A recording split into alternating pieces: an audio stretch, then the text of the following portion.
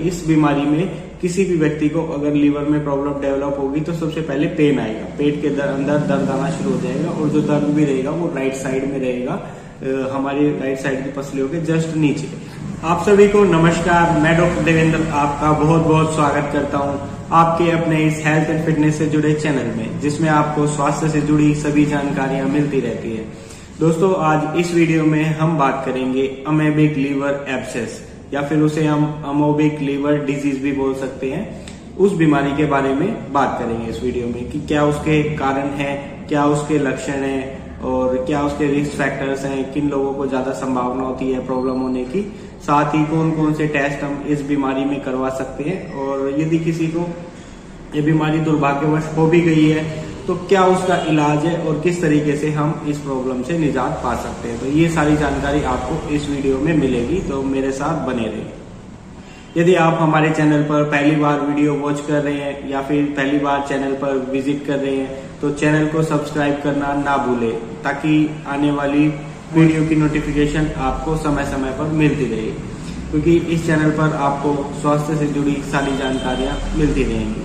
दोस्तों, amoebic liver disease के बारे में सबसे पहले कुछ सामान्य बातें जानिए। यह एक ऐसी प्रॉब्लम है जिसमें हमारे लीवर के अंदर एक फोड़ा बनना शुरू हो जाता है और वह फोड़ा फिर पक जाता है और पकने के बाद उसमें बहुत सारा फ्लूइड और पस इकट्ठा हो जाता है और जिसके कारण उसमें लीवर में या फिर पेट में दर्द आना शुरू हो जाता है। तो दोस्तों, अब बात करते हैं कॉजेज के बारे में। इस बीमारी के होने में जो कारण है वह एक पैरासाइट है। उस पैरासाइट का नाम है एंटामीबा हिस्टोलाइटिका। यह पैरासाइट नॉर्मली हमारी आंतों में सरवाइव करता है और यह हमारे शरीर में खाने के या पीने के बस पहुंच जाता है, तो वह पेट के थ्रू फिर आंतों से ब्लड स्ट्रीम में आता है और ब्लड स्ट्रीम से लीवर में पहुंच जाता है और लीवर में पहुंचकर अपना वहां पे घर बनाना शुरू कर देता है और अपनी जनसंख्या को बढ़ाता रहता है। जैसे ही उसकी जनसंख्या बढ़ती है तो वो फिर पैरासाइट लीवर सेल्स को डैमेज पहुंचाना शुरू कर देता है और लीवर की कोशिकाओं को क्षति पहुंचने के कारण वहां पे फिर फ्लूइड और पस इकट्ठा होना शुरू हो जाता है। तो इस कारण से फिर पेशेंट अलग अलग तरीके के सिम्टम्स महसूस करता है, जो मैं आपको अभी आगे बताऊंगा। तो दोस्तों, अब बात करते हैं कि इसके मोड ऑफ ट्रांसमिशन के बारे में, किस तरीके से यह पैरासाइट हमारे शरीर में प्रवेश करता है। तो मेनली जो कंटामिनेटेड फूड होता है, दूषित भोजन या फिर फल फ्रूट या पीने की चीजें, पानी वगैरह, उसके थ्रू यह हमारे पेट में, हमारी आंतों में पहुंच जाता है। फिर वहां से यह एब्जॉर्ब होने के साथ साथ ब्लड स्ट्रीम में आ जाता है, आंतों के थ्रू ब्लड स्ट्रीम में आगे अफेक्ट करता है लीवर को। इसका एक कारण यह भी है कि कई बार क्या होता है, खेतों के अंदर ह्यूमन वेस्ट का इस्तेमाल किया जाता है एज ए फर्टिलाइजर के तौर पर। तो उसमें क्या होता है, जैसे फल और सब्जियों के खेत है तो उसके अंदर अगर इस तरीके का फर्टिलाइजर यूज किया जाता है तो वहां पे वो फूड कंटामिनेटेड रहेगा। तो जब उस तरीके के फूड का सेवन किया जाता है तो उसके थ्रू भी वह हमारे शरीर में प्रवेश कर जाता है। अब बात करते हैं इसके लक्षणों के बारे में। तो दोस्तों, सबसे पहले जानिए, इस बीमारी में किसी भी व्यक्ति को अगर लीवर में प्रॉब्लम डेवलप होगी तो सबसे पहले पेन आएगा, पेट के अंदर दर्द आना शुरू हो जाएगा और जो दर्द भी रहेगा वो राइट साइड में रहेगा, हमारी राइट साइड की पसलियों के जस्ट नीचे। और पेशेंट बैक में भी, लोअर बैक में भी थोड़ा पेन फील कर सकता है, वो सभी के अंदर नहीं, किसी किसी के अंदर। और जैसे ही इन्फेक्शन ज्यादा होगा लीवर के अंदर तो बुखार आना शुरू हो जाएगा और उल्टी जैसा भी पेशेंट का मन करेगा, तेज दर्द होगा पेट के अंदर, थकावट रहेगी और अनईजीनेस जैसा सा महसूस रहेगा, माथे पर या शरीर में बहुत ज्यादा पसीना आना और साथ ही भूख का कम हो जाना और वजन गिरना, साथ ही लूज मोशन हो जाना किसी व्यक्ति को, या फिर पीलिया की शिकायत डेवलप हो जाना, क्योंकि पीलिया जो होता है लीवर के, जब हार्म होगा लीवर की कोशिकाओं पर तो पीलिया डेवलप होना शुरू हो जाता है और किसी किसी व्यक्ति को जोड़ों में दर्द आना, ये प्रॉब्लम भी पेशेंट बताते हैं। तो ये चीजें रहती है। तो अब बात करते हैं दोस्तों, यह डिजीज किन व्यक्तियों को ज्यादा होने की संभावना रहती है, रिस्क फैक्टर किन लोगों का ज्यादा है। तो रिस्क फैक्टर्स के बारे में बात करें तो जो लोग मेल न्यूट्रिशन से ग्रसित हैं, मतलब कुपोषण जिन लोगों के अंदर रहता है, मतलब प्रॉपर वे में ये कहा जाए कि उन लोगों को प्रॉपर पोषक तत्वों वाला आहार विहार नहीं मिलता, मतलब डाइट नहीं मिलती, उसकी वजह से शरीर का जो इम्यून सिस्टम होता है वो बहुत कमजोर होता है। तो वह छोटी मोटी बीमारियों को जल्दी पकड़ लेते हैं और उनकी अपना जो शरीर की इम्यूनिटी है वह इस पैरासाइट से नहीं लड़ पाती।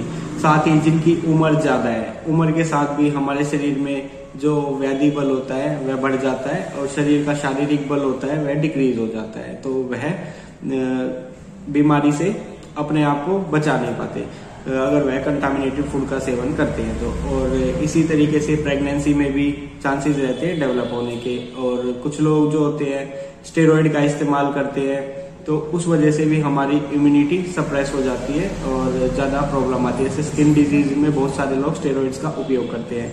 अब बात करते हैं कैंसर के बारे में। कैंसर के अंदर भी कीमोथेरेपी चलती है पेशेंट्स की, तो उसकी वजह से भी इम्यून सिस्टम रिड्यूस हो जाता है। मतलब जिस भी कंडीशन में इम्यून सिस्टम रिड्यूस होगा तो वहां पे उनको चांसेस ज्यादा होते हैं इस तरीके की बीमारी होने के। ऑर्गन ट्रांसप्लांट के केसेस में, साथ ही जो इम्यूनोसप्रेसिव दवाइयां खाते हैं, जैसे किसी ने लीवर या किडनी ट्रांसप्लांट करवाया है तो अगर वो लोग ऐसी दवाइयां खाते हैं इम्यूनोसप्रेसिव तो उनको होने के चांसेस ज्यादा रहते हैं। और जो लोग शराब ज्यादा पीते हैं उनको भी अक्सर यह प्रॉब्लम हो जाती है। तो अब बात करते हैं अगर किसी को दुर्भाग्यवश यह प्रॉब्लम हो भी गई है डेवलप, तो उसमें कौन कौन से टेस्ट उनको करवाने चाहिए। तो उसके अंदर LFT करवा सकते हैं, लीवर फंक्शन टेस्ट, CBC करवा के देख सकते हैं कि ब्लड में इन्फेक्शन कितना आया हुआ है, और अदर चीजें भी उसके अंदर पता लग जाएंगी, पैरामीटर सारे। और उसमें हम KFT भी करवा सकते हैं। और अल्ट्रासाउंड भी जरूरी है इस डिजीज में। अगर किसी को पेट में दर्द बहुत ज्यादा आ रहा है तो अल्ट्रासाउंड करवाएंगे तो उसके अंदर पाएंगे लीवर के अंदर यहाँ पे सिस्ट बनना शुरू हो गई है। तो फिर आगे डॉक्टर सजेस्ट करते हैं कि फर्दर रिपोर्टिंग के लिए, तो उसमें हम CT एब्डोमेन या फिर MRI एब्डोमेन भी करवा सकते हैं।